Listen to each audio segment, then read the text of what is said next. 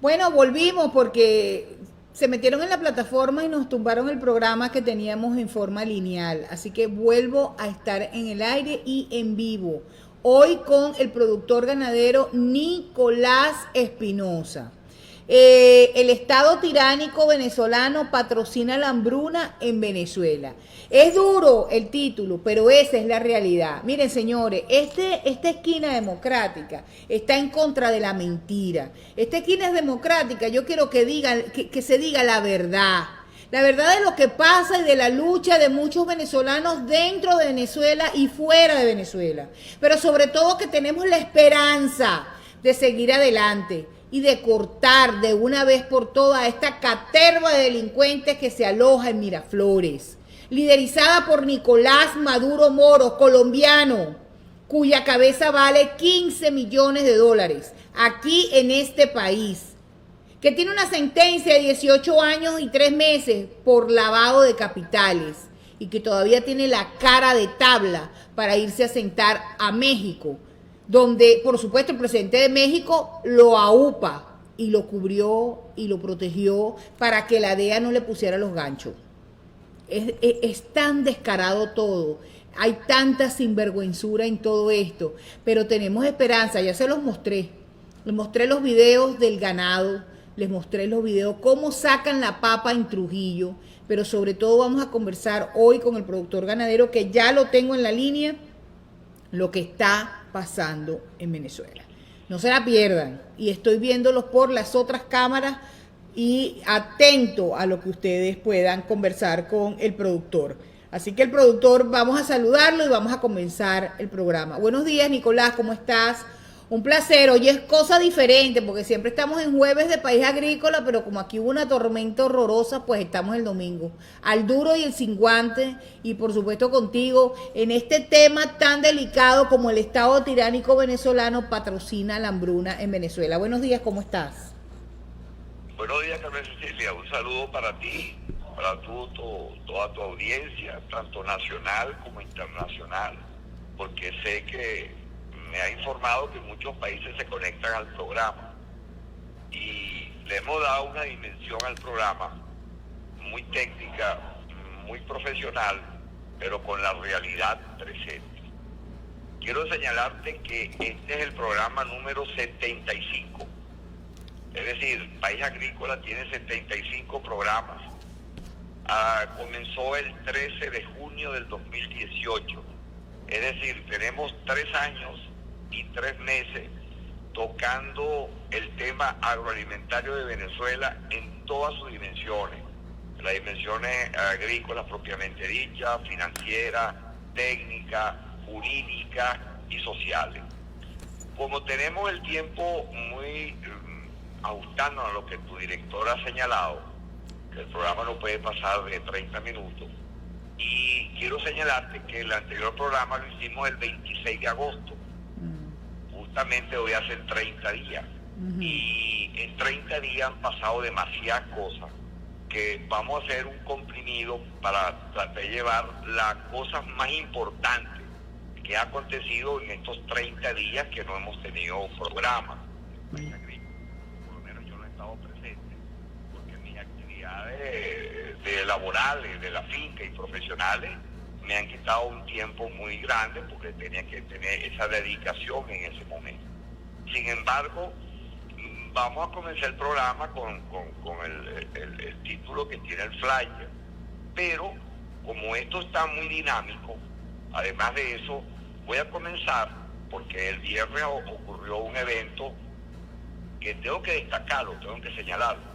El ministro de Alimentación de Venezuela asistió a la Comisión de Alimentos en la ONU e informó que la crisis de abastecimiento alimentario en Venezuela y la hambruna que existe en el país se debe a las sanciones.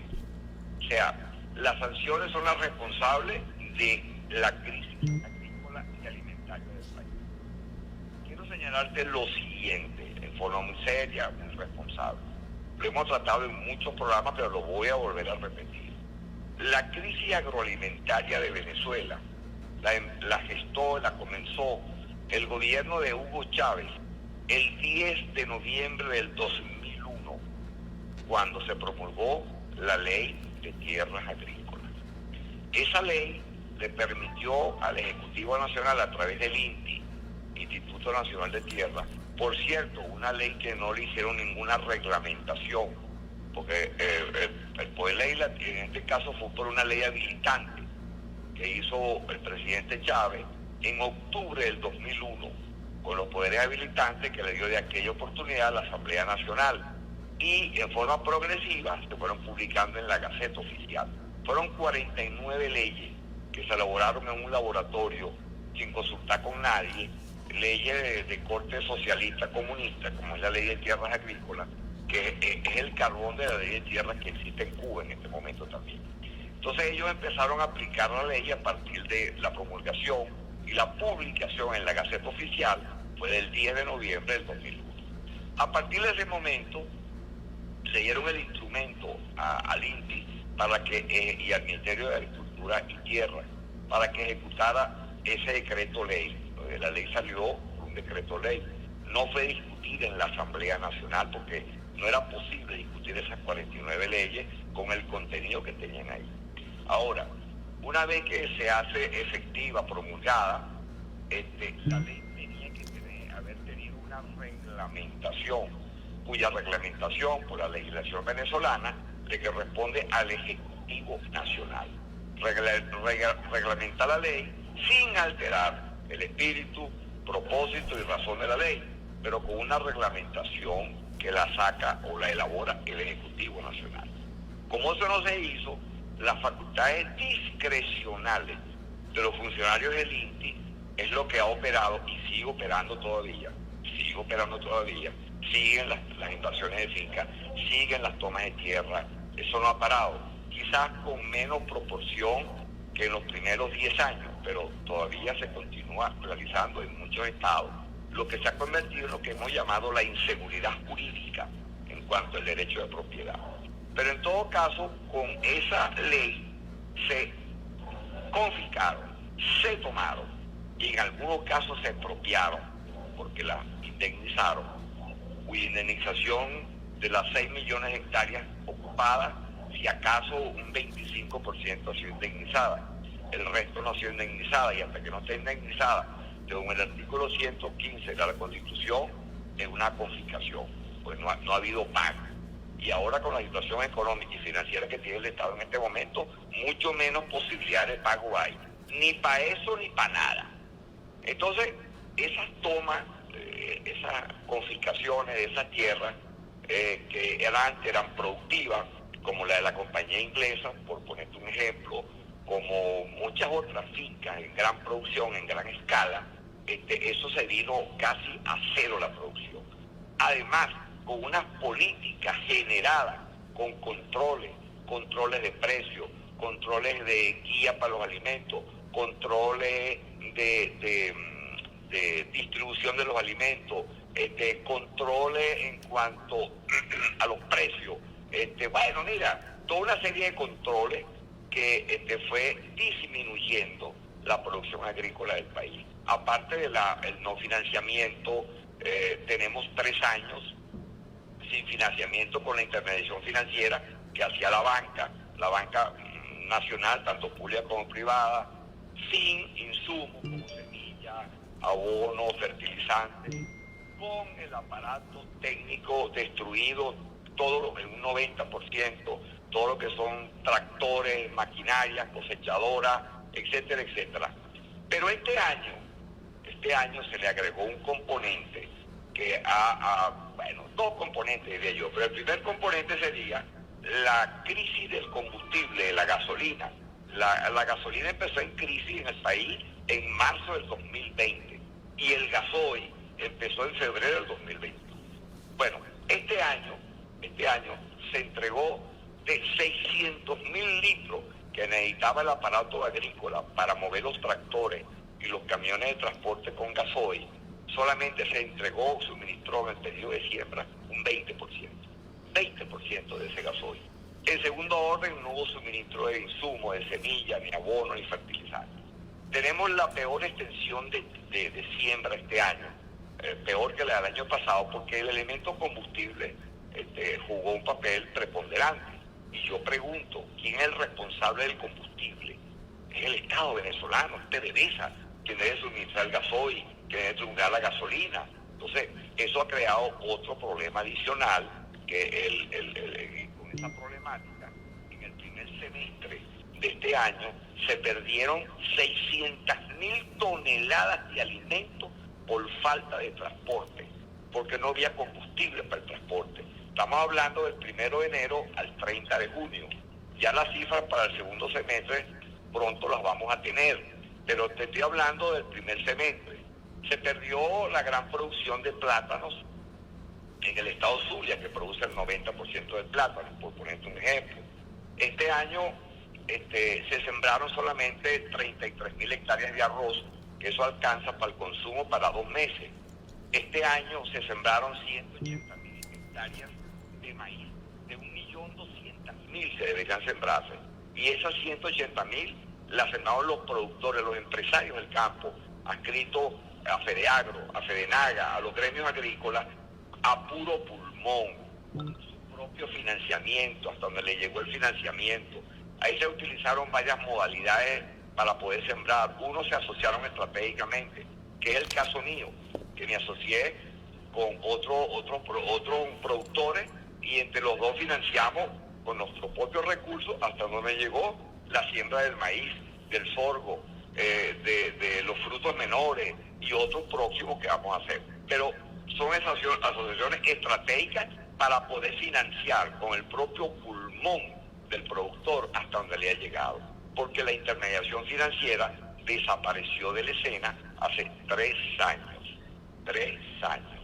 La banca está inoperante, no está financiando, porque el Banco Central le mete un encaje legal, le tira un encaje legal, en primer término fue de un 100%, le quitaba todos los recursos, y ahora creo que un 85%. Por lo tanto, mira, el financiamiento que debía haberse realizado en el periodo de mayor siembra en el país, que es entre abril del año hasta el 15 de noviembre, está muy disminuido, entre otras, esa es una de las razones. El otro implemento que se le agrega este año, que ocurrió una vaguada en el mes de agosto, porque este año, entre el mes de julio y el mes de agosto, hubo una intensa lluvia en todo el país, por razones climáticas, y creó una tragedia. Ya pasó de un problema social a una tragedia, lo que pasó en el estado Mérida, lo que pasó en el sur del Guárico, lo que pasó en Bolívar, lo que pasó en Yaracuy, lo que pasó en el Zulia, y el Ejecutivo Nacional decretó en emergencia nacional por 90 días esos estados afectados por la lluvia, donde en el caso de las hortalizas, por ese solo proceso de deslave con la lluvia y la vaguada, se pierde el 70% de la producción de hortalizas del país. Entonces estamos hablando, Carmen Cecilia, que toda la parte cerealera está muy disminuida, lo otro por pérdida de la vaguada, lo otro por problema del combustible. Y vamos ahora a la ganadería. La ganadería venezolana se está exportando de septiembre del 2020 para acá animales en pie vivos en barco para Beirut, para Irán, para Irak, y estaban sacando primero ganado de 500, 600 kilos para matarlos o vendidos al exterior, pues. Empezaron en septiembre del 2020 con 5.000 toros para Irak, luego se fue extendiendo para Irán, para Beirut, y ya el ganado grande lo agotaron. Ahora tienen más de casi un año sacando, un par de meses, sacando todo lo que es el ganado de Levante. Te explico, el maute de 220 kilos, que es un becerro que tiene escasamente 5 o 6 meses destetado de la vaca, es un animal que tiene un promedio para 220 kilos, que sería la carne que comerían los venezolanos para el 2023. Y están sacando ganado hasta 300 kilogramos, que el ganado de 300 kilogramos sería el consumo de carne que se pudiera dar para el 2022, porque es un ganado que está más próximo a llegar a los 400 o los 500 kilos en el lapso de año y pico. O sea que la carne del 2022 y 2023 la están vendiendo. Acaba de salir un barco hace 15 días con 20.000 mautes, había salido otro con 30.000, otro con 15.000. La cifra que tenemos más o menos llega cerca a los 80.000 mautes de levante, que es la carne a futuro para consumir. Ya va, vamos a parar ahí, vamos a parar un momentico allí, Nicolás. Tú nos estás diciendo hoy en País Agrícola que ahora esta tiranía genocida que mantiene bajo hambruna a un país de 28 millones de habitantes está vendiendo la carne a futuro, porque evidentemente la gente sabe que cuando nace un becerro no es que lo vas a matar ahí mismo, tienes que esperar que el tipo coja peso y tiene que alimentarse y tiene un tiempo para que tú lo puedas matar y alimentar y repartir la carne. O sea, tú nos estás diciendo que la tiranía está permitiendo sacar el ganado aún cuando la población se está muriendo y está apostando a la hambruna del país para el 22 y para el 23. O sea, que la carne que supuestamente en el 22 y en el 23 debería estar listo para alimentar al pueblo venezolano, ellos los están sacando para los países como Irán, Irak, Beirut y todo esto. Y que hace apenas menos de 15 días mandaron un barco con 30.000 becerros. Estoy entendiendo bien, porque aquí el ganadero es usted, no yo. Sí, es así, pues. Eso es así. Pero agrégale a eso, doctor, agrégale a eso lo siguiente. Hace 2 meses, en una rueda de prensa aquí en un pleno ganadero que se hizo aquí en Caracas, el presidente de FEDENAGA dijo que el rebaño de ganado que queda disponible para abastecer de carne a Venezuela, al país, escasamente llega a un 35%, sin sacar un animal para afuera. Estamos hablando que el rebaño está en un promedio entre 8 millones y medio de cabezas, entre 8 millones y medio y 9 millones de cabezas. Cuando Hugo Chávez llegó al gobierno el 2 de febrero del 99, habían 18 millones de cabezas de ganado. O sea, la merma es de un 50% para abastecer al país. Cubre un 35%, sin sacar un animal para afuera. Ahora, tú te imaginas exportando el ganado de la carne que se va a consumir en el 2022 y 2023. O sea que el rebaño está más que disminuido, está destruido, el rebaño ganadero. Entonces, te voy a hablar... ¿Qué denuncia tan grave, vale? De verdad que es el colmo de los colmos que este tirano miserable, que déjeme decirle, porque yo quiero aclarar algo y desde el punto de vista legal. La seguridad alimentaria del país le pertenece al Estado. Porque yo como ganadero, y esto es el análisis que yo estoy haciendo, escuchándote, Nicolás. Yo como ganadero tengo 100 cabezas de ganado. Yo las vendo al que yo quiera. Ahí no está la ilegalidad. La ilegalidad está en que el Estado es el que da los permisos para que ese ganado salga del país. Ahora, si la responsabilidad de la alimentación es del Estado, ¿cómo le da los permisos para que salgan el ganado sabiendo que le está cortando la carne, la proteína, por lo menos hablando del ganado, en el 2022 y en el 2023? Porque igual que yo saco la cuenta, la sacan ellos. Ah, pero no les importa, porque están casados con su enemigo que los protege a nivel internacional. Dime, Nicolás. Bueno, sí. Fíjate, para seguir la línea de la información, pues quiero que quede muy precisa. Yo pregunto, ¿qué tienen que ver las sanciones con eso? Habla un poquito más alto, Nicolás, por favor. Yo pregunto, ¿qué tienen que ver las sanciones con eso? Nada. Quiero que quede claro. ¿Qué tienen que ver las sanciones que ha emitido el gobierno norteamericano con que estén vendiendo el ganado, con que no haya políticas agrícolas definidas, que hayan destruido el aparato agrícola del país, que no haya los insumos para sembrar, que no haya la maquinaria adecuada, que no haya los precios rentables? Bueno, y sin embargo, doctora, quiero que sepan que el 95% de la siembra de este año la hicieron los empresarios del campo, con las uñas, a pulmón, con sus propios recursos. Lo acaba de señalar el presidente FEDEAGRO, hace una semana. O sea, todo lo que es la siembra de maíz. Aquí se requieren 1.200.000 hectáreas de maíz blanco y amarillo para abastecer el país de maíz, de la harina precocida. ¿Por qué? Porque la harina precocida es un alimento fundamental en el plato del venezolano. Lo que es la arepa, lo que es la empanada. El 91% de la población consume maíz, harina precocida. Bueno, aquí se requieren 400.000 toneladas semestrales para abastecer el país de ese alimento que es fundamental en la dieta del venezolano, como es la harina precocida, como es la arepa. Bueno, se sembraron 180.000 hectáreas a pulmón, sin financiamiento, sin ningún apoyo del Estado. Los empresarios privados con sus propios recursos, con las uñas. Y el faltante, ¿cuánto es? Usted le resta y falta 1 millón de hectáreas aproximadamente para cubrir la producción nacional.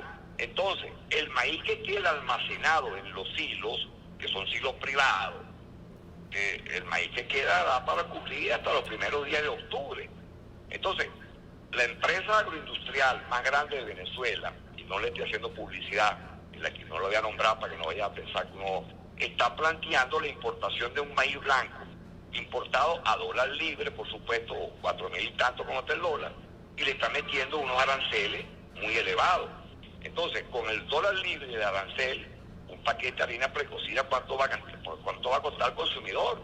¿Cuánto le va a llegar? ¿Le va a llegar a qué? A $4, $5 un paquete de harina precocida. Es imposible que el consumidor venezolano, con el salario que tiene y con la situación económica financiera de desempleo que hay en el país, pueda alimentarse solamente con ese renglón maíz. Te puedo hablar del azúcar. Solamente de 14 centrales de azucareros está funcionando uno. Además todos los destruyeron. Uno los intervinieron, uno los expropiaron, y los que no expropiaron están paralizados. No hay materia prima. Hay que importar azúcar. Cuando Venezuela era un país que exportaba azúcar, exportaba arroz, exportaba cacao. Ahora, en el año 2020, recordando a los oyentes, el señor Maduro hizo 4 cadenas agroalimentarias en un programa que se llama Microeconomía Agrícola. Uno lo dio el 22 de abril, otro el 29 de julio, otro el 5 de agosto y otro el 27 de agosto en el 2020. Bueno, desde entonces el tema no lo tocaron más. Hasta el 25 de agosto, hace un mes hoy, o ayer hizo un mes, hicieron un programa de microeconomía agrícola para decir 4 cosas. De un café y de exportar unos camarones y unos langostinos, ciertamente eso es así, pero eso es una producción que hay en el Zulia y del sector privado. Y sí, realmente hay un elevado producción y se está exportando. Pero bueno, mira, eso es la crisis que tenemos. Pero esa crisis, en una reunión que se dio este lunes, hace 6 días hoy, que convocó el Gabinete Agrícola, y asistieron 2 gremios, pues ya los otros no quieren asistir porque promesa a futuro y no hay nada. Bueno, de esa reunión que hubo el lunes pasado, mañana hace 7 días, no se sacó absolutamente nada. Los que asistieron salieron desanimados, desarticulados. El gobierno no tiene ninguna planificación ni ninguna ejecución para resolver el problema alimentario del país. Ese es un sector que está prácticamente, doctora, a la deriva. La excusa de ellos que dieron ahí, que no hay recursos, no hay financiamiento, no hay esto, no hay aquello, y por lo tanto me lavo las manos y que se resuelve el problema como se puede resolver en manos de los que lo están haciendo, que son los productores privados, los empresarios del campo, que hicieron un esfuerzo y se está haciendo, y me consta que es así porque yo soy parte de eso, de que con pulmón, con los propios recursos propios, a veces con asociaciones estratégicas con otros productores para poder sembrar algo, para tener una producción digna, porque además, doctora, de eso vive el productor, de eso vive. El que crea que los ganaderos venezolanos son potentados, los productores, no. Yo diría que un 80%, cuidado si me equivoco, son medianos y pequeños productores que requieren de su actividad para sobrevivir, para mantener su familia, que aparte que contribuye a resolver un problema de tipo social. Pero bueno, ese es el problema. Lo que te quiero decir con esto, que quiero que sepas que el ministro de Alimentación en la ONU no dijo la verdad, porque es un problema de Estado. problema de malas políticas, es un problema de una planificación equivocada, es un problema de que se constituyó con una especie de estatización, de estatizar, de expropiar, de confiscar y poner todo el aparato productivo agrícola y no agrícola en manos del Estado, y ha sido un total fracaso. Ahora se consigue que no hay cómo importar, porque no tiene los recursos. Todos sabemos la situación de PDVSA en su producción petrolera, que no pasa de 500.000 barriles, eso lo dice la Agencia Internacional de Energía, lo dice la OPEP, y con esos ingresos que entran, más los compromisos de deuda que tienen con China y Rusia, pagados con ese petróleo, pues los ingresos de divisa para hacer lo que hacían antes con Caribe y con todos estos organismos, eso se acabó. Es el sector privado, doctora, que estamos viendo ahorita. Pero yo te quiero hacer una pregunta, Nicolás, porque todo lo que tú estás diciendo es tan dramático, tan dantesco, que estamos ya en camino de una hambruna, si no estamos ya en hambruna, pues porque la población venezolana no se puede alimentar, porque no tiene cómo comprarlo y el Estado no lo está produciendo, porque ha abandonado todas las responsabilidades que tiene con el agro, el Estado lo ha abandonado. ¿Por qué? Bueno, porque les interesa llenar su bolsillo, estar bien ellos, pero que el pueblo se autodestruya. A ellos no les conviene, es como una purga. Pero yo quiero preguntarte esto. Vamos a ver. En la época de Carlos Andrés Pérez, él trajo unos silos y ahí se almacenaba comida.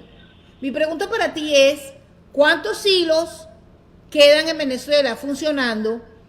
Y si hubiera una situación dramática en Venezuela, ¿cuántos días, meses tenemos de comida para darle al pueblo? Mira, Cecilia, esa es una pregunta muy seria y te la voy a responder con mucha responsabilidad. En el primer gobierno del presidente Pérez se creó una empresa que se llamó Alagro. Y se compraron una serie de silos del Estado para almacenar alimentos, más los silos privados. Bueno, esos silos de Alagro del Estado no se le dio el mantenimiento adecuado y el 90% de esos silos se pudrieron, están inoperantes, están inservibles. El 90% de los silos están podridos. Se pudrieron, que apenas queda un 10%. Y los silos que quedan son del sector privado, que tienen su buen mantenimiento, tienen su funcionamiento, como los silos de Polar, como los silos de Cajil, y otros privados, que hay muchos que quedan, unos bastante privados que se metieron en el negocio del silaje y los mantienen y están activos. Pero la reserva de alimentos que puede haber en esos silos, mira, está escasos días, muy pocos días. Yo no podía darte un centimetraje y decirte exactamente, pero para muy poco tiempo. Entonces, precisamente, lo que está pasando con el maíz, que se está agotando en los silos, el almacenaje que quedaba, y Polar está haciendo una importación de maíz comprada con sus propios recursos a dólar fijado por el Banco Central, que es 4.000 y tanto, pero además le están poniendo unos aranceles muy elevados. Ellos están pidiendo que le suben los aranceles, porque si no, el costo de esa harina precocida, entre el impuesto, más el precio, más la prefabricación, la distribución, va a tener un costo muy elevado y se hace más inaccesible al consumidor un producto que es de consumo masivo, como es la harina precocida.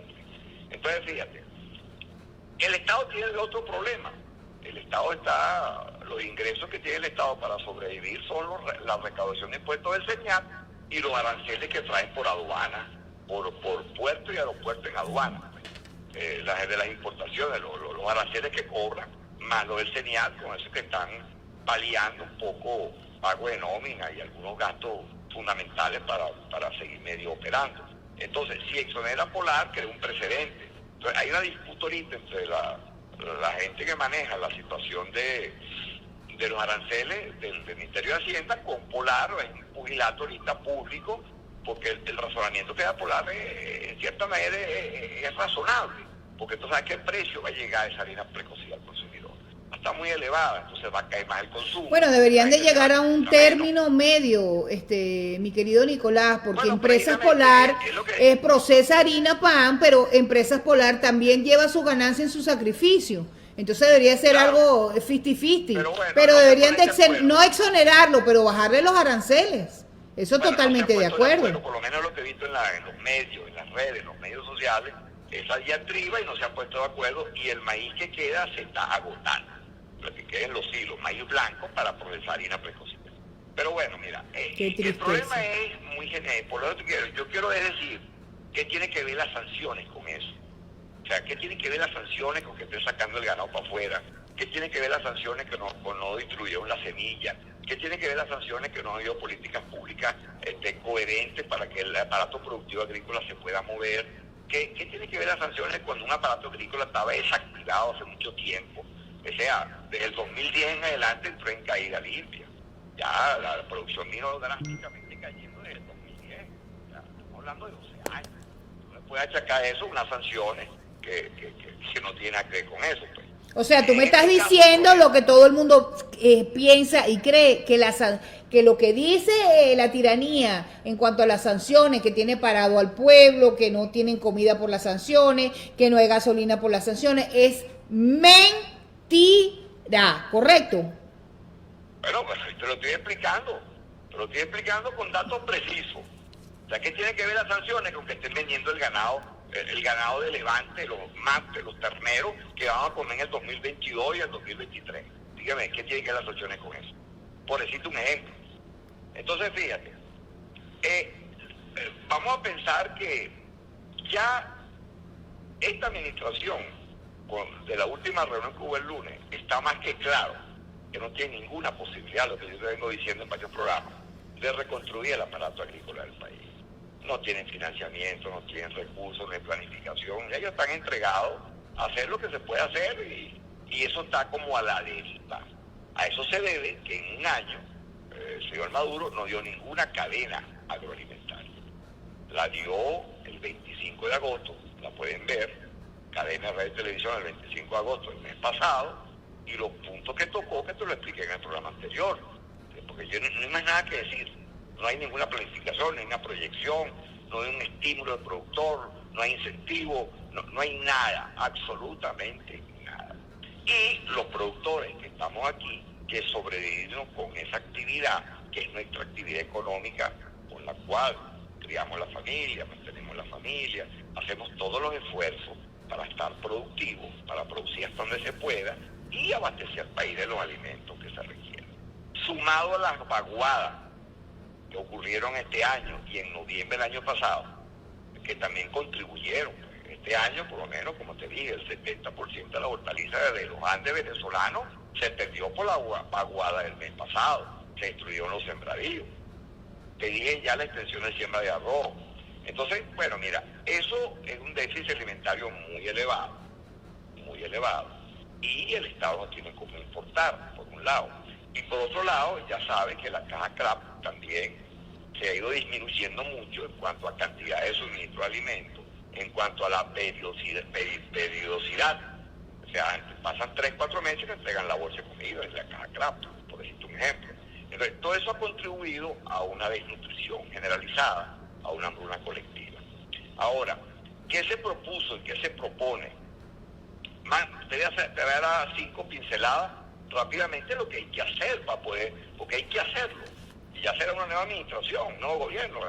No, con este imposible hacer nada. Nadie cree en él, ni van a crear. Tienen que irse presos, con los pies para adelante, como sea, pero tienen que irse del país. Ajá. Bueno, ya ese es otro tema. Pero fíjate, se requiere aproximadamente para reconstruir todo el aparato agrícola en un lapso de 4 o 5 años, unos 12.000 millones de dólares, para que el sector se pueda reponer en todas sus dimensiones. Reposición de maquinaria, reposición de fincas, crédito, no es para regalar, crédito al productor con garantía hipotecaria de su finca, de su fondo. Es una inversión que si tú te pones a ver, en el año 2012, el gobierno de Hugo Chávez importó ese año en alimentos 12.500 millones de dólares.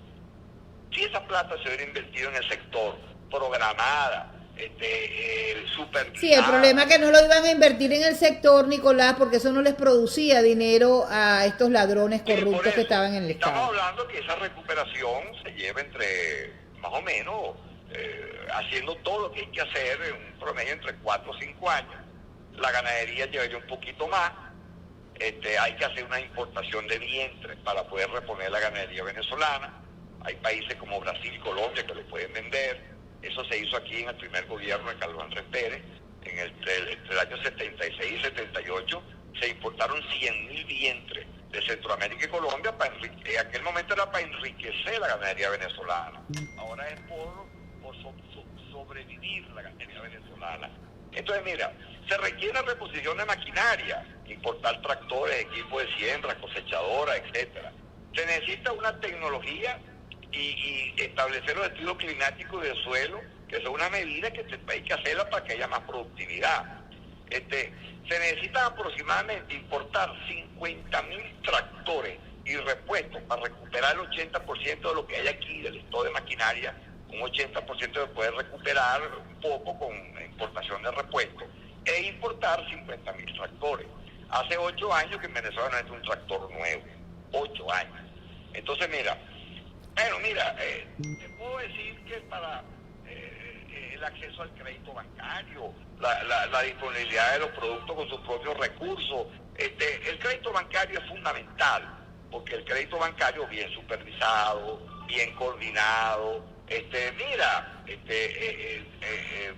fortalece el desarrollo de la producción, y es importante, pues, que esa cartera de crédito se reactive. La otra cosa que es fundamental es el respeto a la propiedad privada, que llaman la seguridad jurídica, que es uno de los factores que señaló el Banco Mundial como los índices que tiene para no haber inversión en Venezuela. Una economía altamente politizada, una hiperinflación bárbara, que ya ahora en noviembre cumple 4 años, y una inseguridad jurídica en cuanto a la propiedad de la tierra. Entonces, mira, tenemos aquí todos estos elementos que hay que implementar para reactivar ese aparato. No, y la única manera de implementarlo es salir de la caterva de delincuentes que están en Miraflores. Eso no nos queda ninguna duda de eso. Todo esto es con un nuevo gobierno. Claro que sí. Eso está ya descontado, ya lo dijimos. Ahora, mira, esto ha generado en el país, voy al otro punto, ya en la parte social, lo que genera esta situación, que en el mes de agosto se realizaron en el país 566 protestas. 566 protestas sociales, sociedad civil, en los municipios, en los estados, lo que no está coordinada políticamente, pero las movilizaciones las hicieron la propia sociedad civil, hicieron las protestas, unos por servicios públicos, otros por luz, otros por gas, otros por carretera, otros por combustible, otros por problemas de la alimentación, etcétera, etcétera, etcétera. O sea que una gran movilización en el mes de agosto. Y con una economía que ya tiene consecutivamente, doctora, 25 trimestres consecutivos en caída económica. 25 trimestres consecutivos. O sea que la economía venezolana está más baja que la de Haití, que es mucho decir. Entonces, mira, y vamos a la otra parte, que es importante, que es la parte social, porque en un país, para que se recupere su economía, tiene que haber las empresas que produzcan y que haya el consumidor, porque si no hay consumo, hay producción y no hay consumo, no estamos haciendo nada. Cuando el presidente Caldera entregó el gobierno el 2 de febrero de 99, el salario del trabajador era de $262. El dólar estaba a 500 en aquella época. El dólar a 500 bolívares. Y el salario era $262 el salario. Bueno, 23 años después, tenemos un salario de $2.50. $2.50. Que lo cobran 4 millones de pensionados, 4 millones y medio de empleados públicos, ya por ahí van casi 10 millones de venezolanos, que es el salario que tiene. Ahora, para que una familia compre la cesta básica alimentaria, requiere 136 salarios mínimos para cubrir su cesta básica alimentaria. Ya sabemos por qué hay hambre en Venezuela. Claro. Sin embargo, usted ve al 20% de esa sociedad que usted habla abriendo bodegones, y abriendo restaurantes, y hay venezolanos que van a esos bodegones y a esos no hay restaurantes y gastan en dólares, cuando se Al supone que el 95%. sueldo es de $2.50, como usted dice. Para 95% de la población en país no es accesible. Ahora, fíjate, aquí tenemos un trabajo que se hizo también, que te lo voy a resumir rápidamente. Sí, porque nos queda nada más que 3 minutos de programa, mi querido amigo. Bueno, vamos a resumírtelo. Los trabajadores que quedan activos y jubilados viven en una pobreza extrema, pues. Y el costo de la cesta alimentaria del mes de agosto llegó a 953.909,300 bolívares, lo que indica que un trabajador mínimo necesita diario 31.796.087 bolívares diarios para alimentar una familia de 3 miembros. O sea, requieren de $8 diarios. Como salario mínimo podemos realmente comprar, con el salario mínimo que hay ahorita, solamente el 0,73 de la canasta alimentaria familiar de un mes de los trabajadores, y necesitan $238 mensuales para cubrir el costo de la canasta alimentaria. La pérdida del poder adquisitivo y del trabajo, y activos y jubilados están a la orden, con el 99.27%, según el Banco Mundial, mide la pobreza extrema cuando un trabajador gana menos de $1.9 diarios, y los venezolanos ganan menos de 1.7. Menos de 1.7. O sea que el Banco Mundial se quedó corto. Entonces yo te pregunto, bajo esas circunstancias que nos has narrado por más de 45 minutos que llevamos de programa, ¿por qué no termina de colapsar el país? ¿Por qué todavía el país pende de un hilo? Como que no está, que esto que está pasando, que tú narras, es una realidad pero tan golpeante en la cara, pero no pasa nada. Acaban de cerraron el Banco Central de Venezuela, cerraron el Banco Bicentenario, echaron la culpa, como los mejores tiempos de Fidel Castro, diciendo que los Estados Unidos había tenido un ataque cibernético. ¿Y qué pasa entonces? ¿Por qué no se colapsa este país? ¿Por qué este país no sale a la calle? Mira, bueno, ese es otro punto que yo no te lo puedo decir. Pero en todo caso ya el país está colapsado. ¿Qué más colapso que los productores del Estado portuguesa mandaron un mensaje? Por Dios, mándanos gasolina, que el Estado portuguesa no tiene combustible, se está perdiendo toda la cosecha del Estado portugués, la recolección de la cosecha, pues no hay combustible.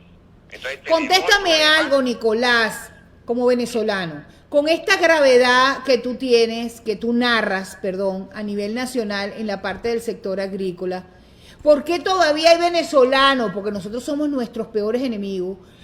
Hay venezolanos que están luchando por un carguito de alcalde o de gobernador. Explícame eso.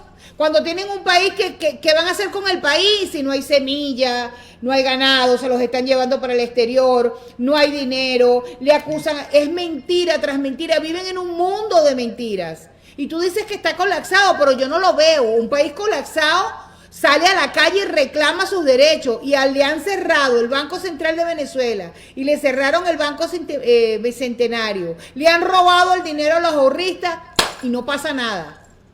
Mira, te dije ya que en el mes de agosto ocurrieron 566 protestas en todo el país. Pero sí está pasando. Lo que pasa es que no está organizada políticamente, que es otra cosa. Es un término que yo no te lo puedo explicar, porque los partidos de oposición que quedan aquí o que hacen oposición no coordinan esas actividades. Yo no lo sé. Yo lo que estoy pensando es que la sociedad civil va a pasar por encima de todos ellos, porque ya están viendo que a través de ellos no hay ninguna solución.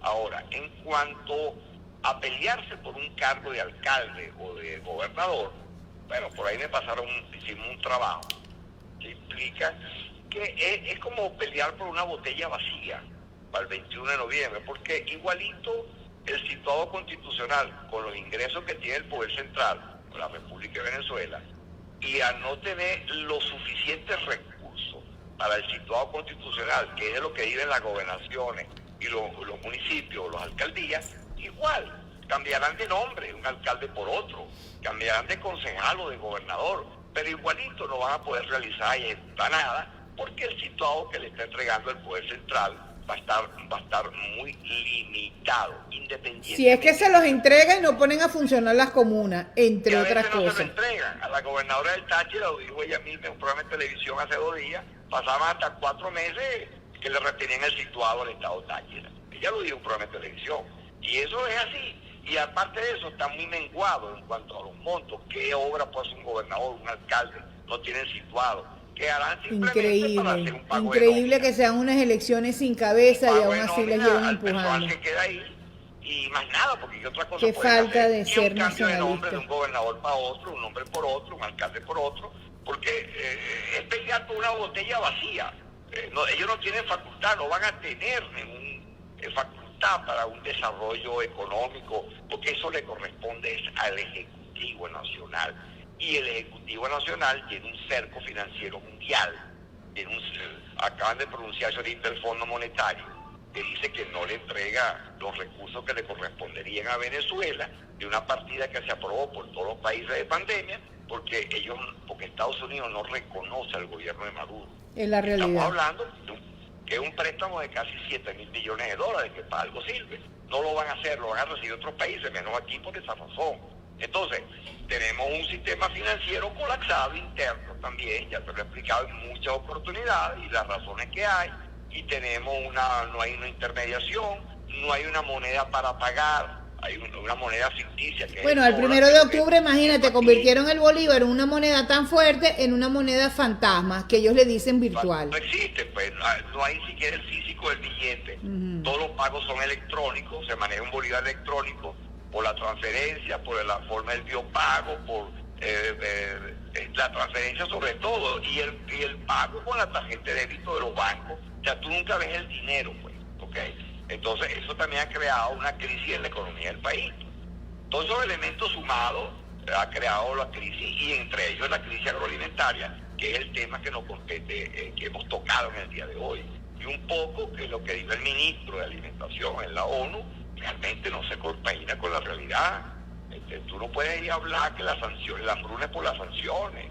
No, pero hay que revisar todo el esquema bioproductivo del país agrícola y todo lo que ha pasado en estos 23 años, que llegó a la destrucción, pues. Y cuando hay destrucción, doctora, no hay nada. No hay más nada. Y el comunismo, eso es lo que trae, la destrucción. Donde los comunistas se implantan, acaban con todo. Nicolás, mi querido productor, Nicolás Espinosa, el tiempo se me ha requete agotado, pero ha sido fantástico haber hecho un resumen de casi un mes de no venir al aire por tus compromisos personales con tu finca y tu producción, y te quiero agradecer que hayas venido hoy domingo, que es un día que se descansa, a este programa que siempre trata de decir y proyectar lo que tenemos, a dónde vamos y qué podemos tener en el futuro cierto y verdadero en cuanto al sector agroalimentario. Así que muchísimas gracias, Nicolás. Hasta el próximo jueves de País Agrícola. Bueno, mira, muy agradecido por tu atención y por permitirnos en esa ventana reflejar las realidades que vive el país en el sector agrícola. Y bueno, mira, seguimos en comunicación. Un abrazo. Amén, igual para ti, muchas gracias. Señores, el productor ganadero venezolano, abogado y productor, tiene una finca que produce a esfuerzo propio, el doctor Nicolás Espinosa. Veamos entonces, con esto me despido, con esta canción maravillosa que abrí la primera parte del programa. Me despido con ella porque vale la pena recordar quiénes somos, dónde estamos y hacia dónde vamos. Es importante reconocernos, es importante unirnos, organizarnos, y por eso existe la sociedad civil organizada. Dios los bendiga. Nos vemos mañana en Lunes de Sociedad Civil, si Dios quiere y la Virgen. Amén. A las 8 los espero.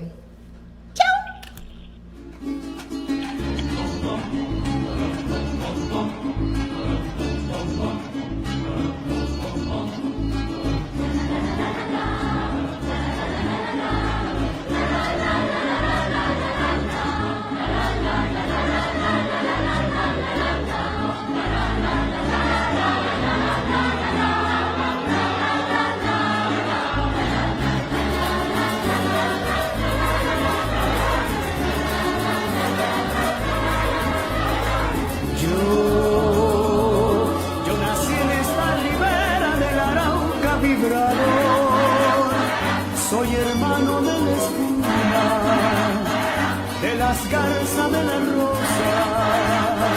Soy hermano de la espuma, de la garza, de la rosa y del sol, y del sol.